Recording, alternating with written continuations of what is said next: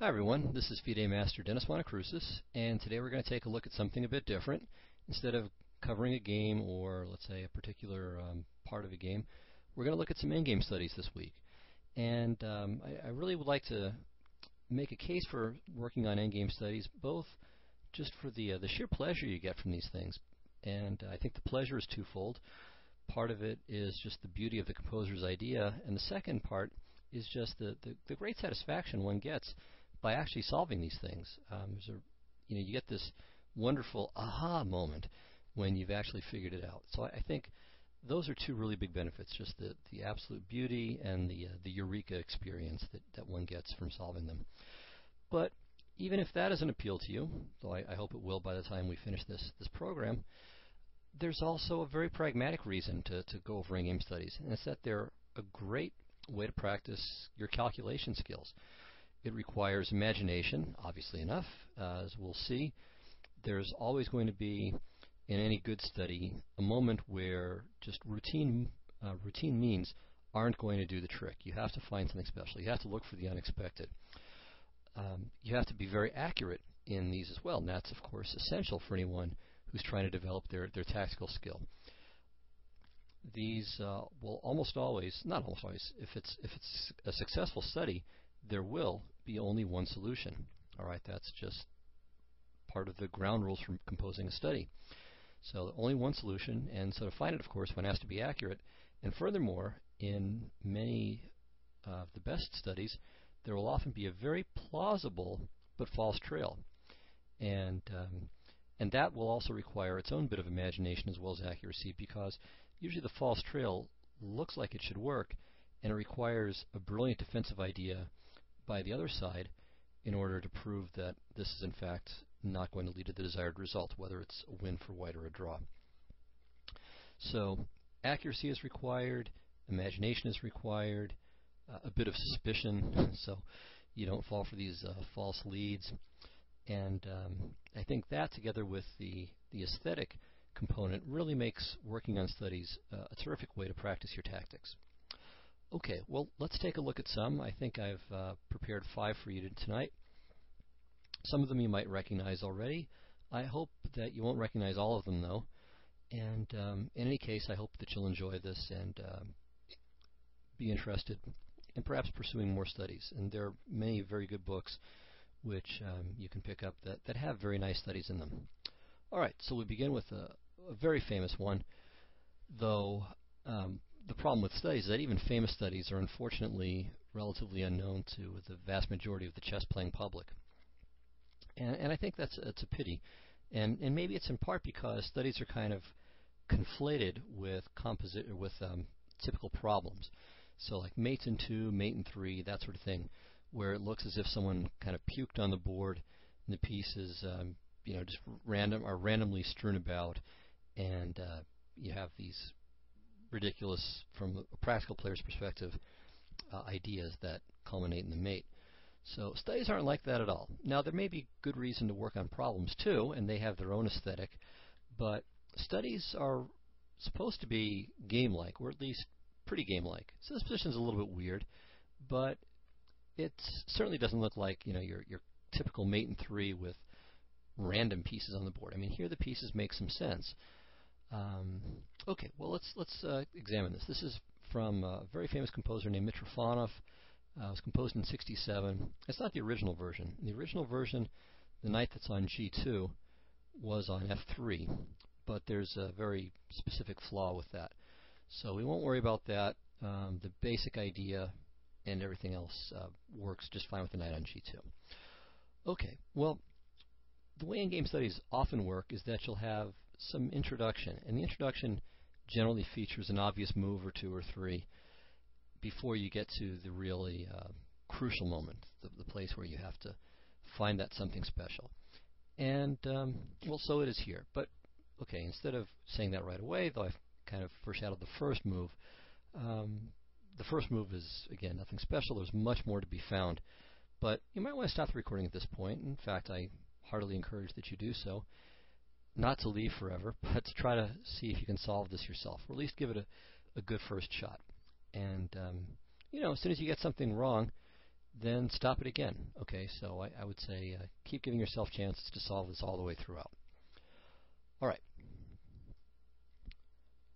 I'll assume that you've stopped and tried to solve it, and we begin now with the first move, which is entirely obvious, and no big points for this one. So b6 check, and black naturally plays king to a8. The reason for a8 rather than b8 is to make the option available of dropping the bishop back to b8 to interpose when white makes a queen. Okay, so that's all pretty natural and obvious.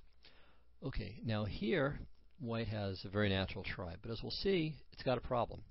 So this is the first small misstep that's available. g7.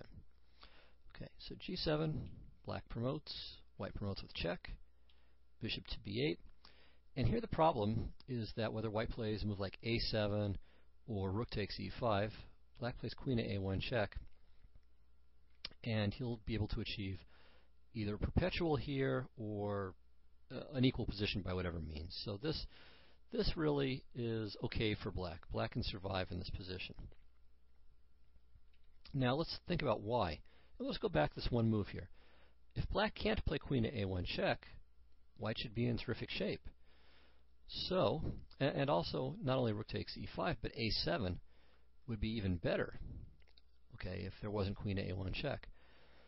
So this suggests that the problem is this kind of freedom that black has for his queen to swing along the back rank. So for that reason, the right move here on move 2 is our first neat little idea. Rook to e1.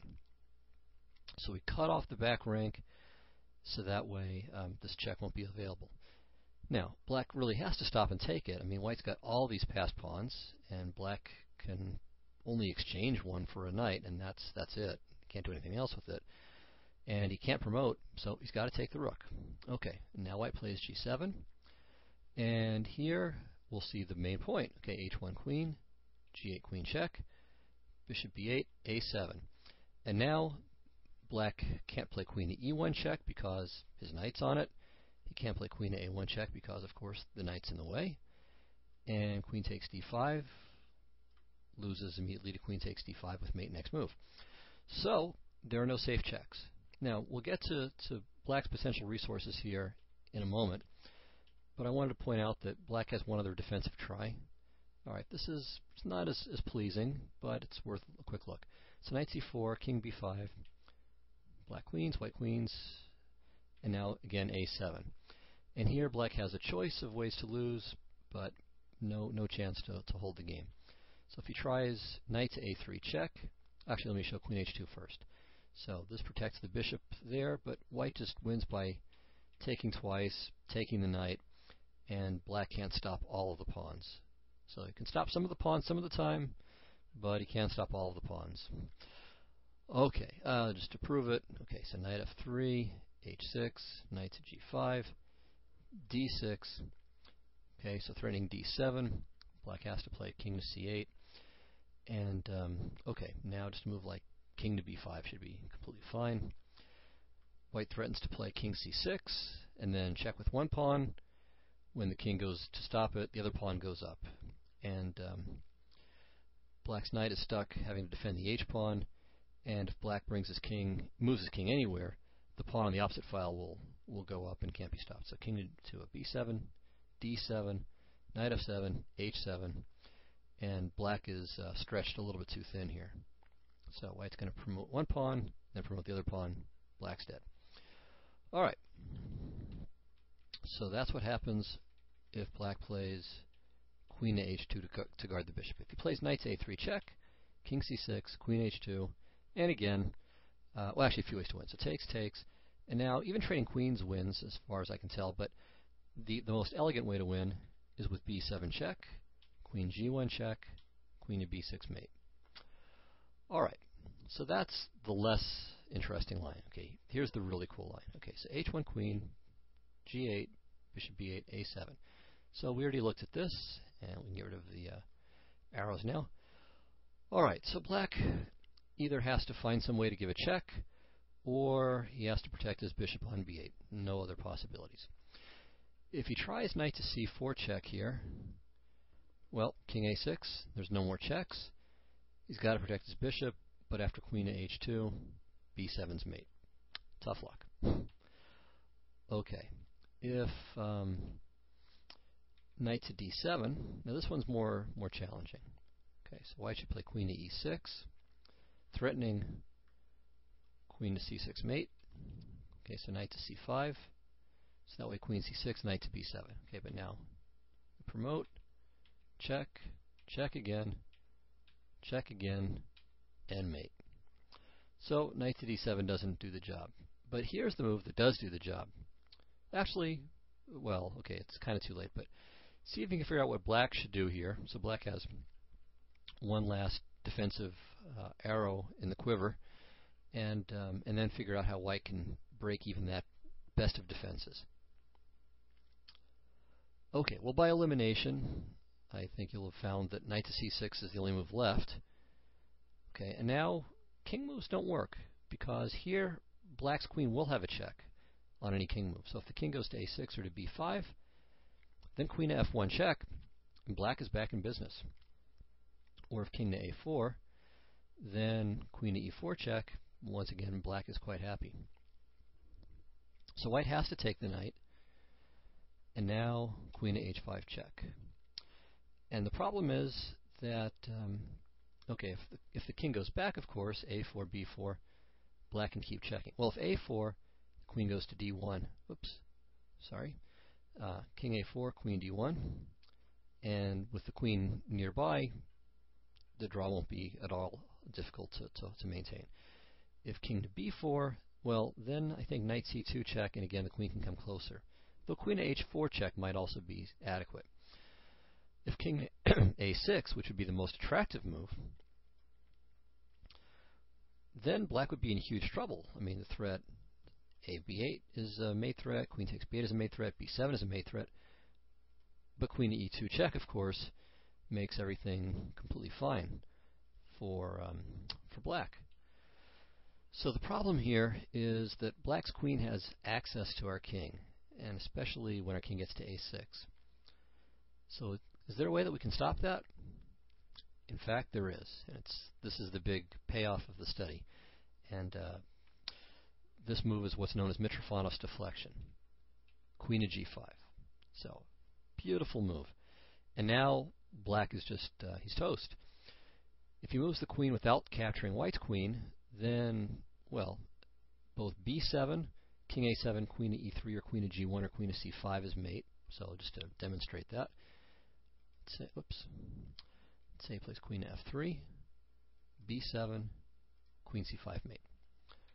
Okay. If and he's also threatening, as I said, maybe so even on queen f3, another way to mate by taking, make a rook just to be funny, and then queen to d8. All right, so these are all very simple and crushing mating ideas.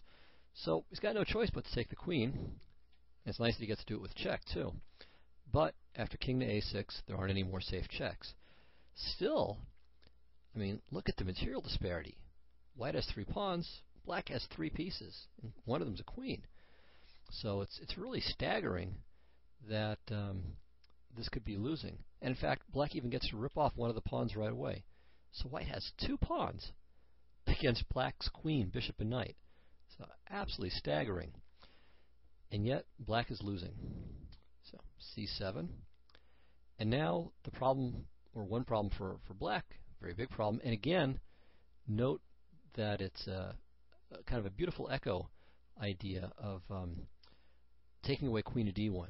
So when white played queen to g5 over here, it didn't only take away d1 and maybe e2 from the black queen, but it also took away. It's also going to take away light squares on his side of the board too, like e8 and f7. So queen g5, king a6, bishop a7, c7. Okay, so white is threatening not only c8 queen, which will be quick mate, but also b7 with mate in 1. And so this decides.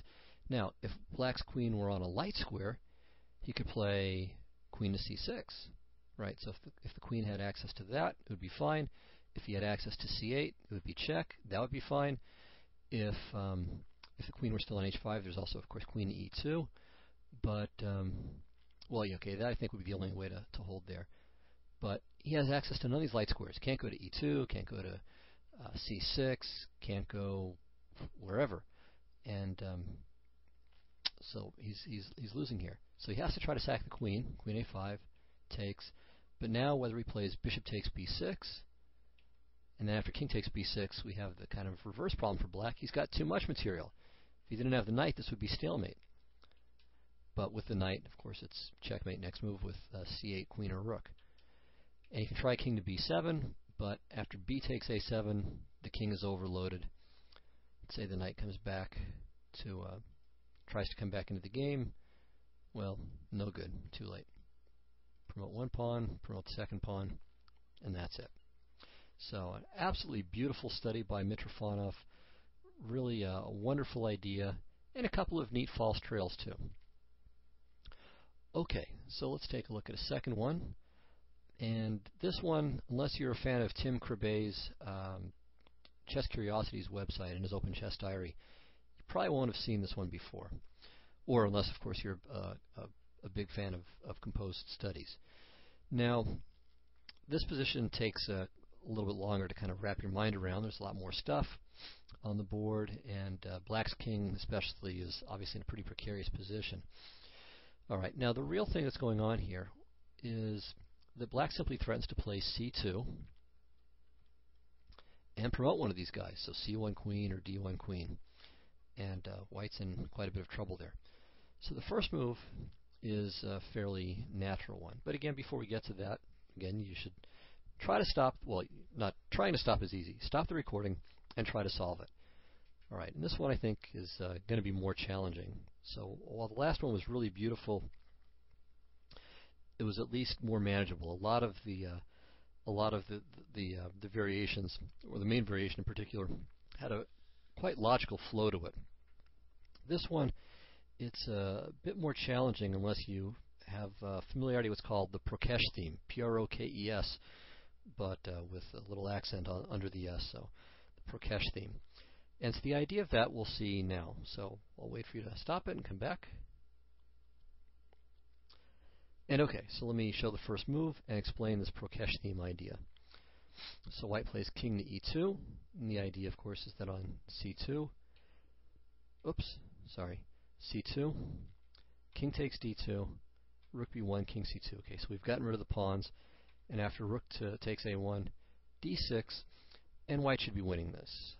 All right, so it is a won position. Now, going back here. Here we see the beginning of the Prokes theme idea. Black plays rook to b1 first, not c2 first, but rook takes rook to b1 first. Takes c2. Okay, so now the problem for white is not only that you got these two pawns side by side ready to queen, but that there's also this double attack. Well, not a double attack, that there's this attack on the rook, which prevents white from being able to take time out to take the pawn on d2. So the Prokes theme has two bits to it. So bit one is that you've got these connected pawns on the 7th rank ready to queen, with one of them, at least one of them, threatening to capture another piece, and the other pawn capturable.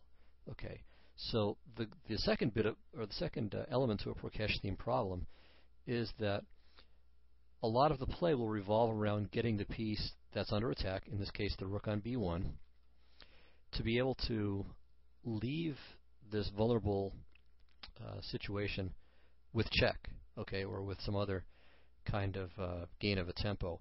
So that way, when black has to deal with that, then white can take the pawn and be safe. Okay, so that's the big thematic element here. White has to figure out some way to play rook to something check, or at least that's a main idea, and then king takes d2. All right, so see if you can figure out how that could possibly work. And I think with that little bit of background, you'll have a much better chance of solving this position than you would without it.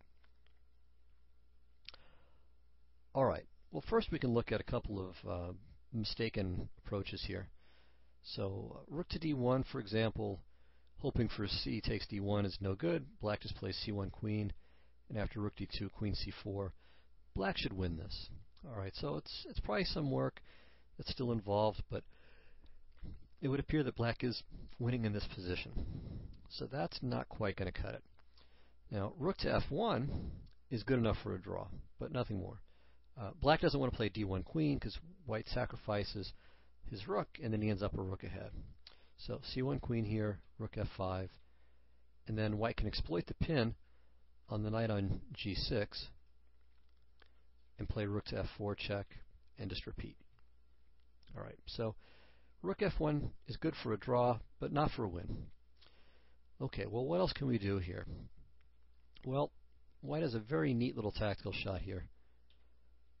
Rook takes g6. Okay, now the justification of this. Alright, so again, if d1 queen, this is no good. White's happy to just capture everything in sight. And, okay, black can take that, but, alright, maybe we throw a knight f4 check, probably doesn't matter.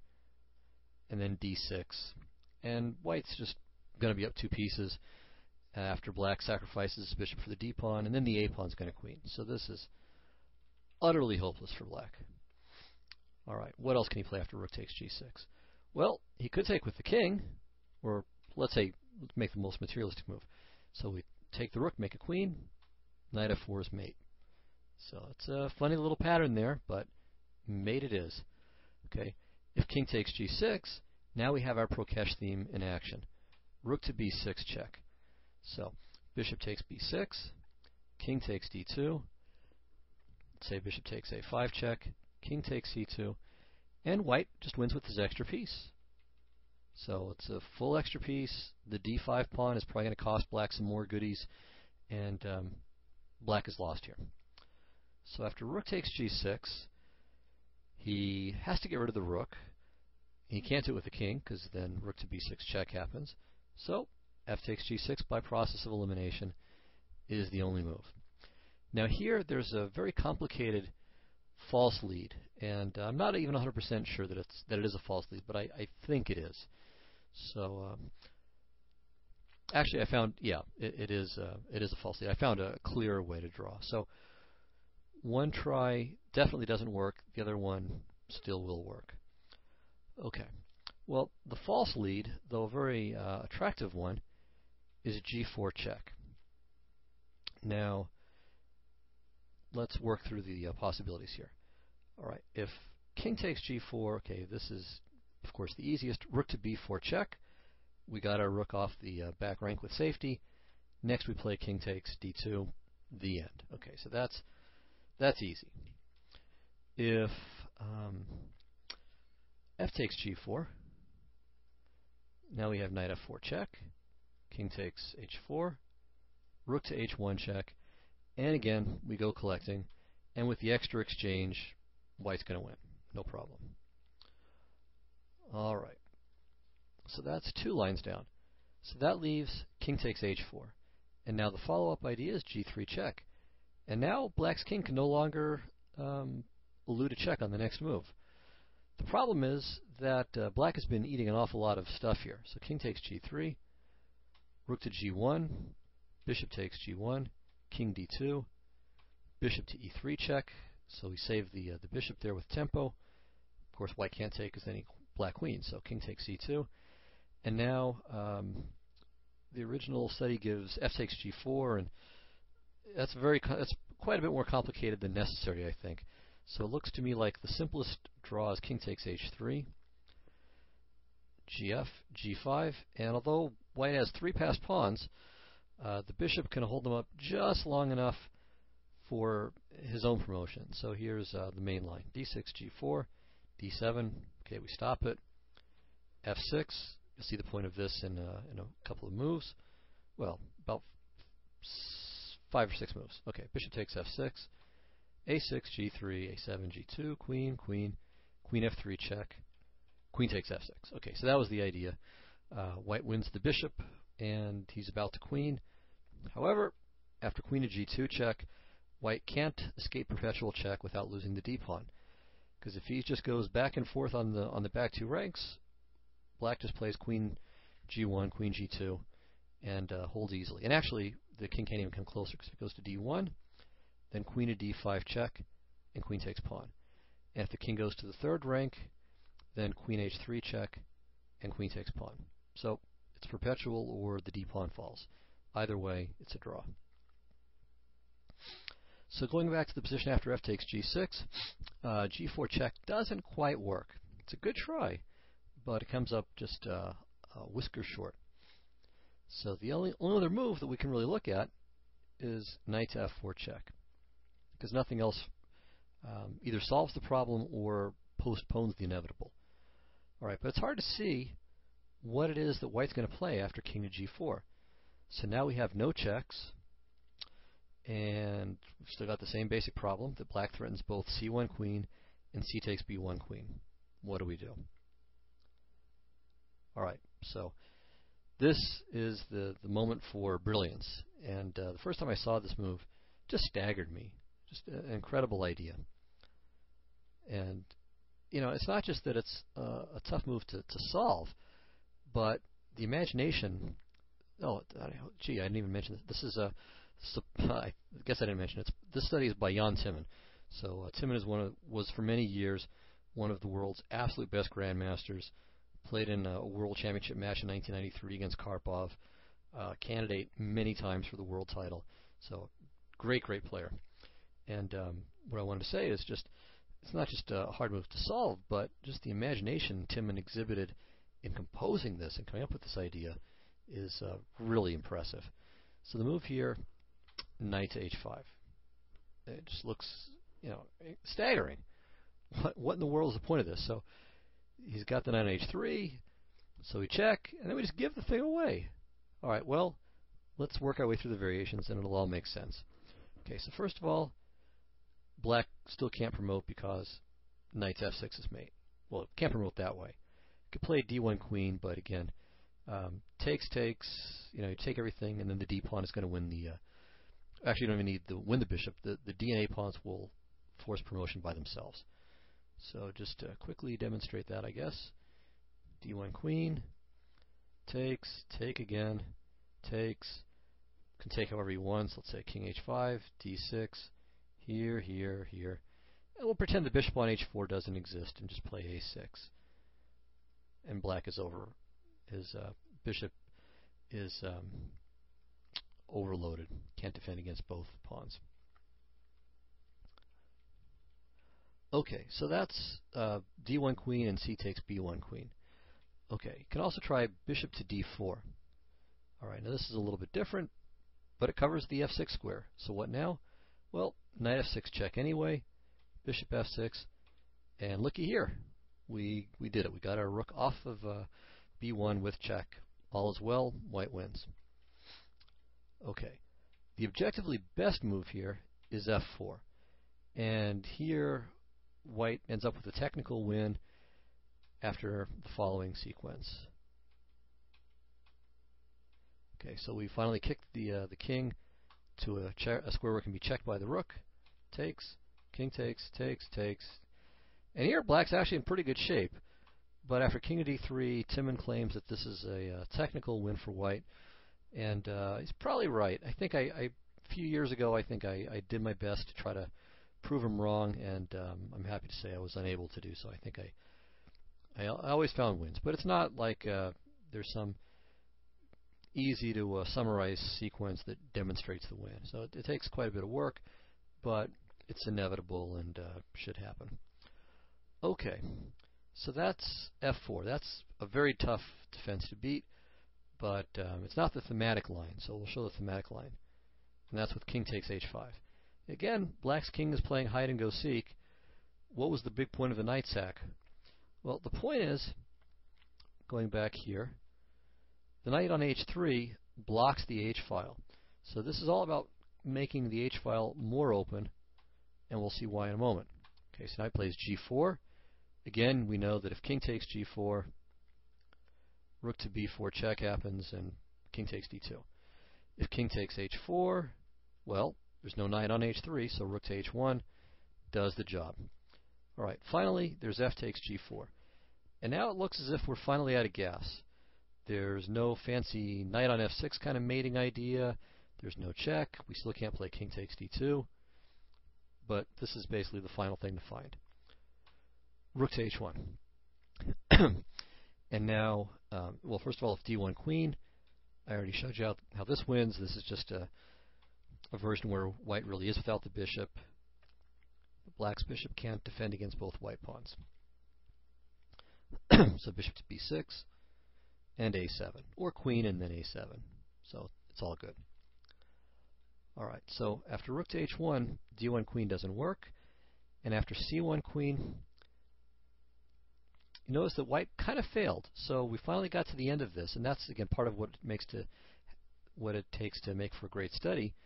White never did exactly get the Prakash theme. He was never able to successfully get a rook check to avoid black's promoting in the main line. However, it doesn't matter, because he has this neat trick. Bishop to e1 check, king g5, and bishop takes d2 check. Excuse me. Winning the queen, merging the exchange up, and again with lethal passed pawns. So white wins. An absolutely beautiful composition by Timon, and a fantastic creative achievement by him as well. So, excuse me. Sorry about that.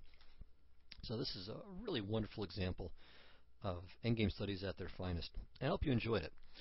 Now, we're going to cover 3 more, a little bit more quickly, and these don't have, I would say, the great depth that these first 2 had, but they're still very nice in their own way, and I think you'll find them quite satisfying as exercises. Okay, now this is a study by David Gurganidze, who's one of the greatest of contemporary composers. So this guy has produced many really just amazingly beautiful studies. This one's a bit lightweight, but it's still quite attractive, and it has a bit of humor to it as well. So when I say it's lightweight, I mean it's not really meant as an insult or anything, but only to say that it doesn't have the kind of grand theme that we saw, for example, in the Timon study or even in the Mitrofanov study. So, but not that it isn't a really beautiful and elegant composition in its own right. It certainly is. Okay, well, take a look at this, see if you can solve it, and in a moment I'll start to give the answer away here. Okay, well, it's clear that white has to do something pretty drastic here. So he's threatened with the loss of his queen. Black threatens to take the knight and queen, or maybe to play f1 and queen, or maybe to play f1 and make a knight. It's also threatening queen h4. In this position, it's mate. So he's threatening all kinds of stuff. And bishop to b5 check doesn't really achieve very much. So bishop to b5 check. Could probably just play king to d2, though I should have checked it beforehand. Or actually, maybe just just king to d1 is fine. Yeah. So I believe should be fine. Knight f3. Yeah, of course. Okay. So yeah, bishop b5, king d1 is winning for black.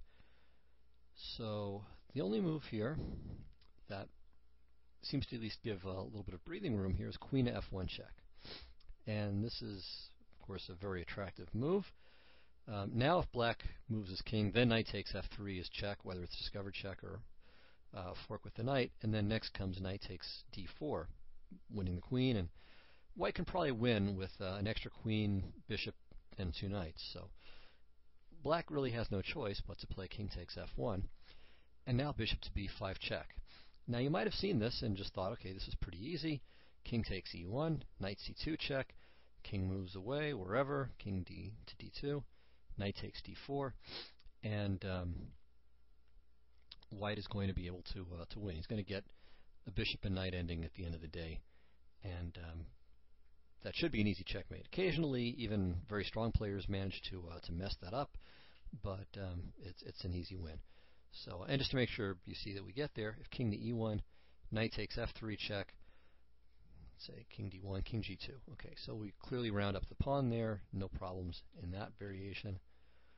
Or if king to e3, then knight to f5 check, followed by knight to g3. The pawns are stopped dead cold, and again, easy win for white. Okay, but if you thought that seeing king takes e1, knight c2 meant that you had solved it, you were a little bit hasty. Because black has this ridiculous move, queen to c4. So queens were meant to be sacrificed, seems to be the theme here. Okay, well, what happens now? So bishop takes c4 check, king e1, knight c2. See, the problem is it's very difficult now for white to get at these f-pawns. He needs to cover f1 with a second thing, but he can't quite get there. So knight to c2 check, king to d2, and there's no knight to e3 check here, followed by knight f1.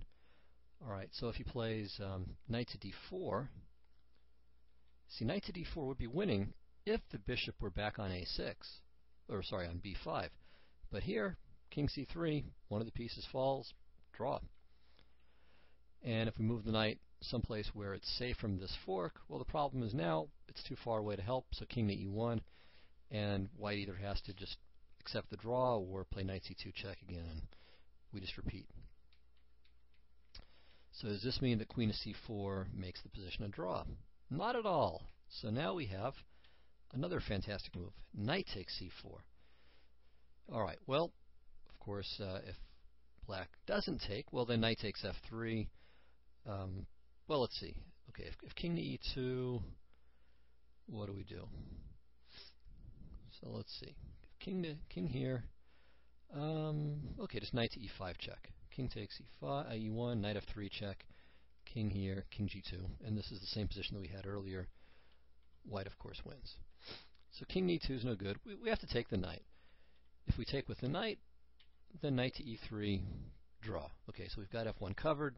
The pawns will fall. All right, but what about the most obvious and natural move? F takes e1, and we make a queen. And by the way, it won't matter if it's a queen, a rook, bishop, knight, whatever. It'll all be the same thing. Well, what happens now? Well, the answer is that white has a very elegant mate in two from this position.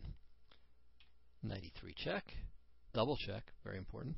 King f2, knight g4, and it's this is a really beautiful final position because every unit is involved in the mate. Black's pawn on f3 and queen on e1 prevent the king from escaping. The bishop covers e2 and f1, and there's no piece that covers, or sorry, there's no square that's covered by two pieces. Okay, so there are some pieces that cover two squares, but no squares that are covered by two pieces. So that's also a very nice little feature of this. So the white king covers g3, g2, and g1. The black knight covers e3 and f2, and the bishop covers e2 and f1. So beautiful little problem by Gurgenidze. Very attractive. Two queen sacrifices, and maybe you could say implicitly three, in that white allows black to promote to a queen with his knight takes c4 capture. All right, so very pretty. Not quite as tough as the first two, but still very attractive. Okay, now this one is by a composer named Lewandowski, and actually this one is it has a flaw, unfortunately. I think it has a cook. So that's a little bit of a bummer, certainly, but it's still quite attractive, and give solving this a try. Okay, well, let me start by showing you the cook, just to get it out of the way, and then we'll get to the nice solution here. Now, first thing to point out, of course, is what black is up to. So this is white's move and draw, not win. And it's a pretty challenging task because not only is bishop takes e3 threatened, but also, and even more seriously, knight to f3 check, followed by bishop takes d6. So that's definitely a problem. So what's white to do? Well, it looks like knight to f5, unfortunately, is a draw. And here, okay, if knight to f3 check, takes, this is a draw. Rook versus knight is a draw, as long as the knight isn't cut off or the king in an immediate mating net, and neither is going to be the case here. And of course, black has to win the pawns first. A better try is rook to f7, but it looks like this obviously computerish variation, g4 check, knight g4, rook to d5, knight e5, knight to d4, king h4, should be a draw. So I believe there is not a win for black here. Alright, so a little bit unfortunate that there's this kind of inelegant, not crisp or at all attractive second draw for white. But here's the really beautiful solution. Okay, so knight to d5. And I'm sure that many of you clustered around this, or came to this move very quickly, because it has the obvious idea of playing knight to f6 check. But there's a problem. So knight f3, g takes f3, and now not bishop takes d6, knight f6 check, which does draw. That's the cool point, the basic point. But black has rook to g7 check.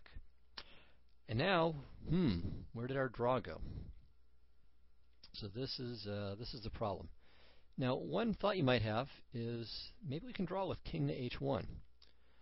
And then after bishop takes d6, knight f4 check, bishop takes f4 with stalemate. Unfortunately for white, black doesn't have to take the knight here. He can just play king takes h4, and then he's simply up a rook and winning with no problem. However, this idea is the right idea, and we just have to figure out the right way to achieve it. So how do we do that? Well, the answer is really just a staggering move. Rook to g6. Really a beautiful move. Now, black has to take the rook.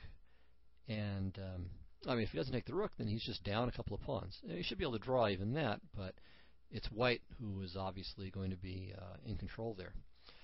And actually, I'm not even sure that it is a draw. But anyway, probably is a draw. But okay. Certainly black has no winning chances there. So, got to take the rook. If we take with the king, well, again, knight takes f4, king f5, knight g2. White draws this without any problem. So this is very easy. All right, but the obvious move, okay, is rook takes g6 check. And it's not at least immediately evident how white's supposed to draw this. All right, well, let's play king to h1, so we'll at least put our king where it's stalemated at the moment. But, okay, if it's white to move, he plays knight takes f4, and that'll draw. Okay, and there's no way for black to safely protect his bishop, because rook f6 just hangs the rook. But why can't he just move the bishop somewhere? Bishop to e5, for example. Well, here's the point, if you haven't already seen it by now. Knight f4 check. So isn't that wonderful? If the king moves, knight takes g6, it's a draw. And bishop takes f4, we have our stalemate. So a very, very nice idea by Lewandowski. It's just, of course, unfortunate that there's a cook. So hopefully, and for all I know, it's already been done. Maybe some study composer has made a slight modification to get rid of this dual solution. I hope so. Okay, one last one, and this is a really light one, but it's quite nice, and it has a little bit of a little similarity to the previous example. So this is by a composer named J.H. Marwitz, and like the previous study, it was composed in 1976 or published in 76. Okay, well, the problem here, the material balance is okay. I mean, it should be a draw for, well, it should be a draw, and black should be able to survive this, assuming that there are no special tactics. Of course, there are special tactics, but it means that white has to find something. So it's not just enough to kind of maneuver around with the rook and two bishops against the rook, bishop, and pawns. If it's just a regular kind of battle, then it'll be a draw. So white needs something special here. But what? Well, he's got this battery, and so it'd be nice to have some discover check with this rook somewhere, but it doesn't really seem like there is any place to move it. And there's no real zugzwang either, because black can move his central pawns and just roll them down the board. Alright, so what is white to do here? Well, the solution is kind of paradoxical, to put it mildly. And so again, try to solve it if you haven't already. Maybe my calling it paradoxical already gives a little bit of a hint, but it'll still be a good little workout for you to find it. Okay, well, the first move is king to g4. And this is kind of an ironic twist. Rather than looking for a way to immediately exploit his battery here on this line, he walks into one of his own on the corresponding diagonal of the black bishop on d7. However, this does two very important things. So first of all, it carries with it a threat. Rook takes d7 check, followed by king takes f5. And black has to immediately react to this. And furthermore, there's his options are very limited. There's no safe place for him to move the rook except to f6, which we'll look at in a moment, or he can try to preserve his bishop. But preserving the bishop doesn't really work. So if bishop to c8, of course, that's just worthless. Bishop takes c8, and now we just win trivially. Okay, if bishop to e6, then I believe, let's see, what is the best way to win in this position?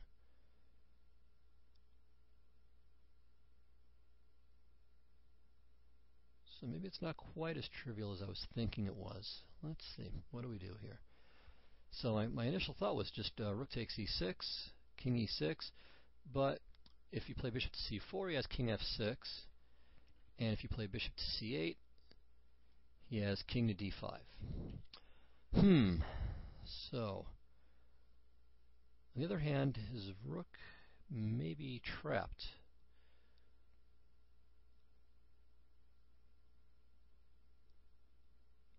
I don't quite see a mating idea. It's very close. So, for example, bishop to f8, and now rook f6, and now so bishop to c4, he has king to d7.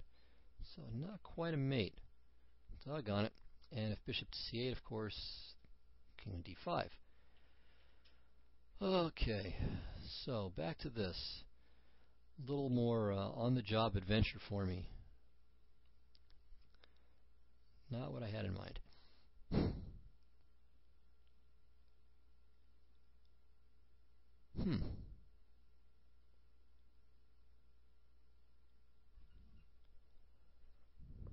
Okay, well, at least it's nice that I get to share the exercise by having to solve it myself.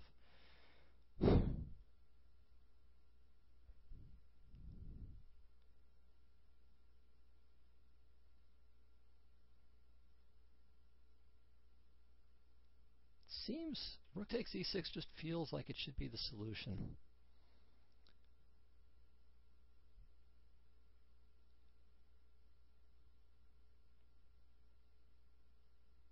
Okay, well, let's think about this.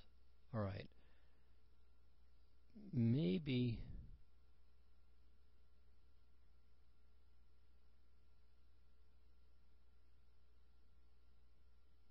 Wait a minute. Okay, so I had in the bishop f8 line, rook f6.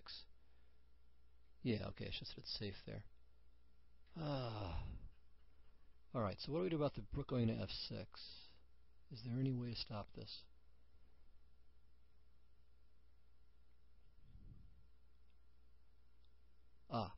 Let's see. Bishop c4, king f6. Oh, no. Boy, this is killing me here. Okay, bishop to c8. Oops. Bishop c8, king here. Bishop e7. Oh, geez. Well, why didn't I solve this? Okay. Boy, I definitely gave myself more work than I needed to there. All right. That was silly. So now you guys have your chance to kind of laugh at me for taking so long to solve that. All right, so that's obviously the solution there to that side variation. So I can delete these lines and delete that. Okay, so yeah, bishop c8, king d5, just bishop e7. All right. Whew. Okay. Now, so the main line, so we saw bishop c8 doesn't work, bishop e6 doesn't work, so all that's left is rook to f6. And now we have the big payoff here. And maybe some of what I was trying to come up with when I was attempting to solve this will give you guys a bit of a hint on the solution here if you haven't already figured it out. Okay, well, there isn't any way to keep the battery because black will just play rook takes d6 and draw with no problem, or even just win. And, well, the king, what else is there? So, here's the amazing move. Rook e6. So what a great move. And it's double check, so that reduces black's options pretty severely. If he moves the king away to d8, let's say, then bishop to, wait a minute, sorry, bishop to b6 is mate. So that doesn't work. And the only other move is king takes e6, and then bishop to c4 is mate. So really terrific little study. A little too much for me at the one moment, but fortunately I solved the sideline too. So really very nice, and as you see, a little tricky, some of these lines. And but the main line with rook to e6 is really something spectacular. So rook f6, rook e6. You just put the rook where it's in per e3 different ways, and wherever the king goes, only two choices, it's mate. So king d8, it looks like he's kind of creeping out the side there. The rook is stuck, but bishop to b6, and all the doors are closed. And again, notice, again, this beautiful non-overlap here, where all of white's pieces, none of white's pieces duplicates the other's work. And there's also the bishop on d7 helping out with the mating net. All right, whereas here, again, it's quite clean. All of white's pieces, in fact, here, every piece on the board except for the pawn on f4, well, the pawn on f7 too. So most of the pieces on the board are helping with the mating net. So very nice but brief study by Marwitz, and this will conclude our very brief little excursion into the wonder and beauty of the endgame study. So I hope you enjoyed it, and hopefully you had a little bit of a good laugh at my expense there, but that's okay.